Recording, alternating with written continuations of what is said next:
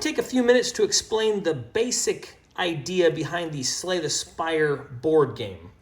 It's a card game, so I don't know why they're calling it a board game, but we'll leave it be. In the Slay the Spire board game, you're going to be playing as one of 4 different characters, and you can play the game cooperatively with up to 4 players, each player with their own deck. For the moment, I'll explain the mechanics just if you were playing with 1 player. With 1 player, you're going to start the game with a small deck of 10 cards. Most of the deck includes strikes, which are attacks, and defend cards, which are blocking cards. And then each one of the different characters' decks has a couple unique cards. In the case of the Ironclad here, it is a bash card that does a little bit more damage and applies a vulnerable status effect. But as you travel through the tower, on your way trying to make it up to the boss at the top of the tower, you're going to visit different locations with random, either random encounters or random enemies. And then occasionally you're going to come to these kind of hidden locations where it will be another encounter or a monster, and then on occasion an elite monster that's going to be more difficult to fight. So a big aspect of the game is, like I said, this card customization. So each of the characters has their own deck of cards, and in this deck of cards, you're going to see there's a lot of different types of cards. Some of them are attacks, some of them are defends, some of them are buffs, some of them are ongoing powers. But each of these cards out of this deck is going to add a uniqueness level to this game. So instead of being like a deck builder game like Marvel Champions or the Arkham Horror game, in this card game, you're going to be building your deck as you play the game. So as you beat monsters and travel up the tower, you are going to slowly be adding different cards to your deck. So at some point you'll be looking at a series of 3 different cards and deciding, well, let's see, do I want to do area attack or more armor or an ongoing power? And as you make those choices to add a deck to your card, you will eventually get an idea of how your deck is playing based on what cards you have in it. So at some point you might decide that you're going with a lot of exhausting mechanics or some self-damaging mechanics, and you might start to get a build to your deck. And a lot of that happens to come randomly, but there are shops that you can get to and see more consistent cards. So some of the aspects of the game that are very fun are obviously the single-player random deck building, but another thing that I have really enjoyed is the cooperative mechanics in the game. And as I mentioned in the other video, there's a lot of ways that you can get the various different characters' decks to interact with each other. Some ways that interaction comes in one character giving block or defense to another character, and other times it's the character when you're fighting various different monsters, you can have one character interact or fight a monster for another character. So you can have everyone try and gang up together and beat one monster at a time, or you can have everyone take their own monsters. There's a lot of strategy and planning that can go into all the turns. So in some ways, it has a similar cooperative mechanic to a game like Arkham Horror, but at the same time, since the game starts off so simply, where you have such a simple deck, it ends up becoming somewhat like the Marvel Champions card game, because this hand right here, these 10 cards that I have, are very easy to understand. With simple strikes and defense, it's pretty easy to teach this game to a kid.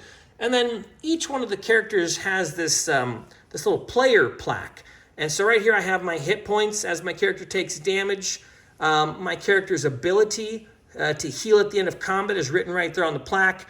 And then as I begin to play defensive cards in order to block damage, I can use this little slider here. And then every turn I get 3 energy, so I have 3 energy to spend on different cards. It's very easy to organize the play area.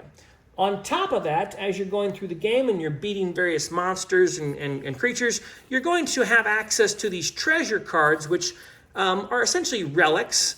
And if you've played the Slay the Spire game, you'll remember the relics. A lot of these relics have an ongoing effect, and some of them have an effect when you roll the dice. The dice aspect of the game is something that happens when you are fighting against monsters. So notice that this monster here has a 1 to 2 option, a 3 to 4 option, and a 5 to 6 option. The way the game plays is my character is going to attack first, and I'm going to do some number of damage to this monster here. But before I start playing the cards, I roll this dice, and I get an idea of what this monster is going to be doing when it comes to be his turn. So since I rolled a 1, I know that this monster is going to be doing 2 damage, and it's going to put a weakened effect on my character, which is going to mean that my character hits for less on my turn. So since I know that that's coming up, that dice roll not only helps to determine what this monster is going to be doing, allowing me to now plan my turn around that. So maybe if I have a couple defends in my hand, I can play them to mitigate some of the damage. But also that dice affects a lot of the relics that are coming up in the game. So if I had this Mercury Hourglass, I would be able to do 1 damage to any row. And you get the point. There's a lot of different dice mechanics on these relics. So I think the creators of the game did a really good job of first recreating the aspect of the video game where there are monsters doing things, but you know what they're going to do, and some of what they do is consistent, so it's easy to plan around their attacks. And the other aspect that they managed to translate very well is a lot of these relics and also the card interactions. So a lot of the damage has been lowered, so you're not doing like 5, 10, 30, 40 damage per turn. You're doing lower packets of damage, but you're still getting across the same general idea of gameplay. So this is just a brief overview of how the game is played. If you are interested in cooperative card games or deck building games, I think this game is an excellent game to introduce to kids.